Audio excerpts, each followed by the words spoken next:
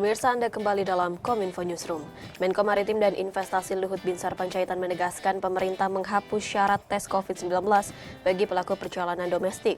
Hal itu diputuskan usai rapat terbatas evaluasi pemberlakuan pembatasan kegiatan masyarakat yang dipimpin Presiden Republik Indonesia Joko Widodo secara daring pada Senin 7 Maret 2022.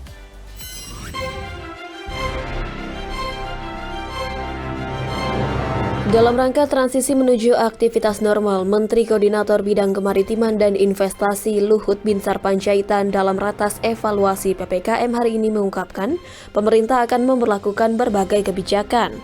Salah satunya yakni bagi para pelaku perjalanan domestik menggunakan transportasi darat, laut, dan udara tidak perlu lagi menunjukkan hasil rapid test negatif dari tes antigen dan PCR. Hal tersebut diberlakukan hanya untuk mereka yang sudah mendapatkan vaksinasi dosis kedua ataupun lengkap. Teman-teman media dan seluruh masyarakat Indonesia yang saya cintai, dalam rangka transisi menuju aktivitas normal hari ini, pemerintah akan memperlakukan berbagai kebijakan sebagai berikut. Pertama, pelaku perjalanan domestik dengan transportasi udara, laut maupun darat yang sudah melakukan vaksinasi dosis kedua dan lengkap, sudah tidak perlu menunjukkan bukti tes antigen maupun PCR negatif.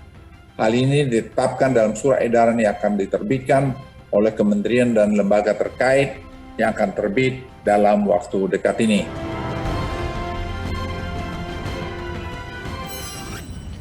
Isu penundaan pemilu masih menjadi sorotan publik. Terkait hal ini, Menko Polhukam Mahfud MD angkat bicara bahwa pemerintah tidak pernah ada pembahasan mengenai penundaan pemilu dan pembahasan masa jabatan menjadi 3 periode. Pihaknya juga menyatakan pemilu tetap dilaksanakan pada Februari 2024 mendatang. Wacana penundaan pelaksanaan pemilihan umum 2024 yang berkembang di tengah masyarakat menuai reaksi pemerintah. Menko Polhukam Mahfud MD mewakili pemerintah menjelaskan bahwa dari tubuh pemerintah tidak pernah ada pembahasan mengenai penundaan pemilu maupun perpanjangan masa jabatan presiden, baik untuk menjadi 3 periode atau 1 hingga 2 tahun. Presiden Joko Widodo juga menyampaikan bahwa pelaksanaan pemilu 2024 agar lebih efisien dan dalam rentang waktu yang singkat. Presiden juga memerintahkan kepada Menko Polhukam, Mendagri, dan Kepala BIN untuk memastikan pemilu yang dijadwalkan pada Februari tahun 2024 mendatang berjalan aman, lancar, tidak memboroskan anggaran, tidak terlalu lama masa kampanye berlangsung, dan tidak terlalu lama antara pemungutan suara dan pelantikan pejabat hasil pemilu 2024. Hal ini dimaksudkan agar tensi politik dapat segera mereda dan langsung dapat menyiapkan transisi ke pemerintahan berikutnya.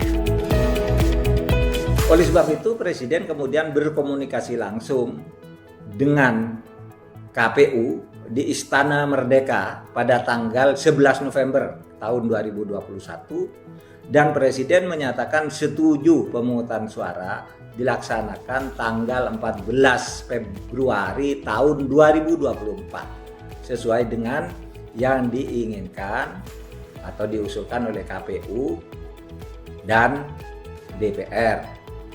Tanggal 14 Februari 2024 itulah yang kemudian disetujui oleh DPR, KPU, dan pemerintah melalui raker di DPR tanggal 24 Januari 2022. Ketua Panitia Seleksi Dewan Komisioner OJK Sri Mulyani mengumumkan calon anggota Dewan Komisioner OJK.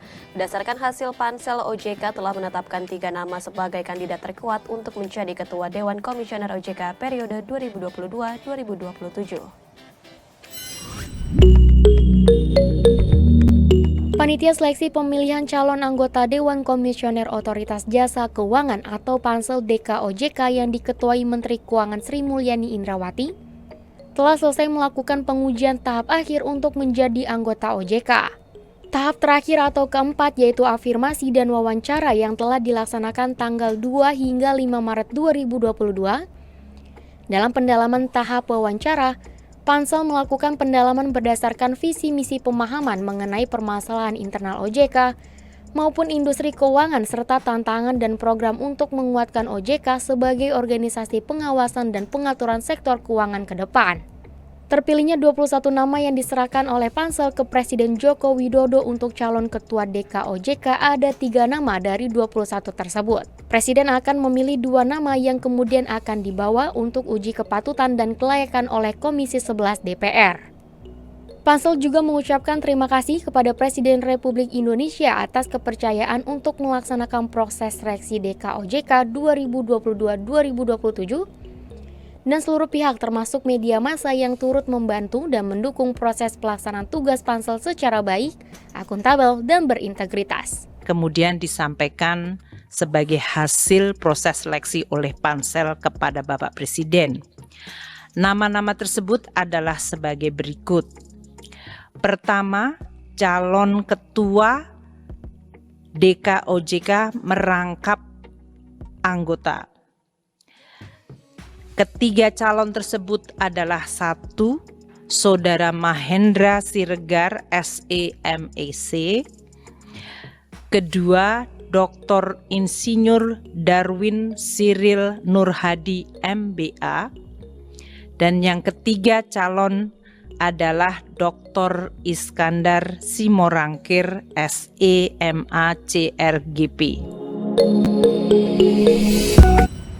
Pemirsa, Deputi 5 Kantor Staf Kepresidenan Jaleswari Pramoda Wardani mengecam penembakan yang diduga dilakukan oleh kelompok kriminal bersenjata terhadap 8 petugas PT Palaparing Timur Telematika di Distrik Papua. Meski demikian, komitmen pemerintah atas pengembangan infrastruktur di daerah 3T terus dilakukan dan berharap masyarakat Papua dan Papua Barat dapat menikmati jaringan telekomunikasi 4G dengan pembangunan infrastruktur tersebut.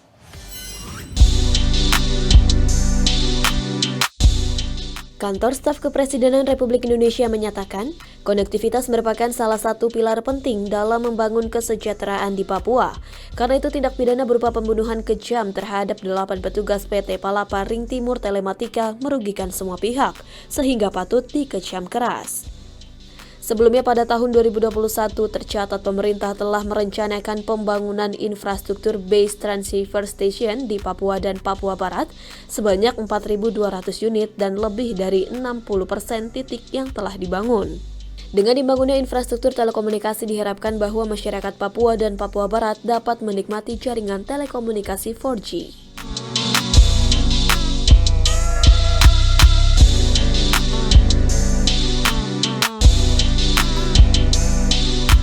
Komitmen pemerintah atas pengembangan infrastruktur di daerah 3T tertuang jelas dalam Rencana Kerja Pemerintah tahun 2022 yang menyatakan bahwa pembangunan infrastruktur pita lebar di 2022 memiliki target untuk cukup jaringan pada 8.226 desa pada wilayah 3T.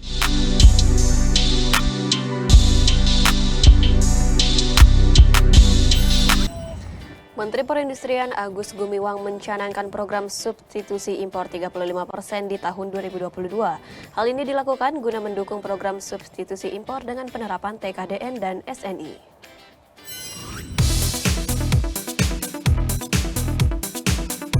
Menteri Perindustrian Agus Gumiwang mengungkapkan saat ini persoalan yang menjadi tugas besar Indonesia adalah masih banyaknya impor produk-produk elektronika, konsumsi, dan komponen.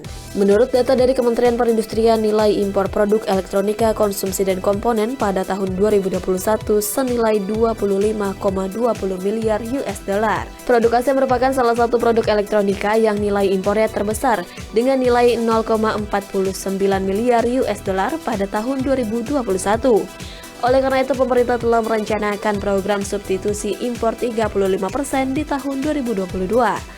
Selain fokus menurunkan importasi, program ini juga bertujuan untuk menciptakan rantai pasok sekaligus memperdalam struktur industri serta dapat mendorong serapan tenaga kerja dalam negeri.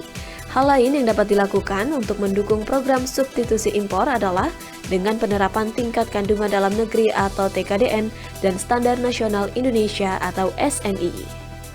Terkait dengan hal ini, tentu Kementerian Perindustrian seperti kita ketahui bersama telah mencanangkan program substitusi impor 35% di tahun 2022 ini, di mana salah satu produk elektronika yang didorong untuk disubstitusikan adalah produk AC.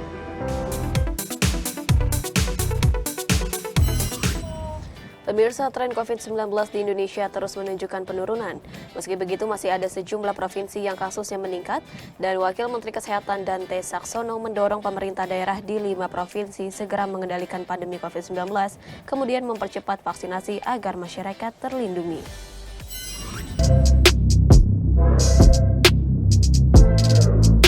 Wakil Menteri Kesehatan Dante Saxono Harbuwono menyebut kasus COVID-19 secara nasional menunjukkan tren yang menurun. Namun terdapat 5 provinsi di tanah air yang hingga kini kasusnya masih meningkat, yaitu Aceh, Nusa Tenggara Timur, Sulawesi Tengah, Gorontalo, dan Kalimantan Utara.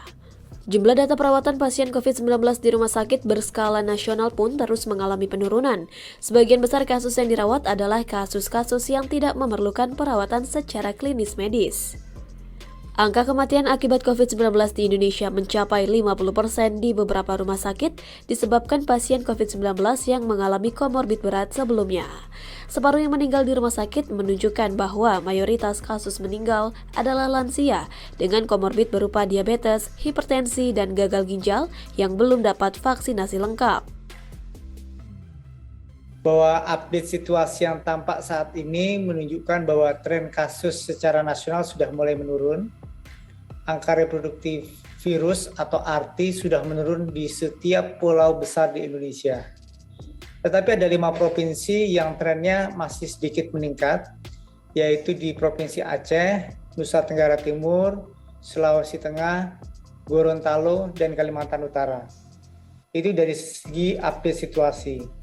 Dari segi terapeutik, jumlah perawatan nasional di rumah sakit terus menurun. 60% yang dirawat saat ini tidak bergejala, bahkan bergejala ringan. Jadi sebenarnya sebagian besar kasus yang dirawat adalah kasus-kasus yang tidak memerlukan perawatan secara klinis medis. Pemirsa, di segmen berikutnya Kominfo Newsroom segera kembali dengan informasi perakiraan cuaca dari BMKG. Sesaat lagi di Kominfo Newsroom.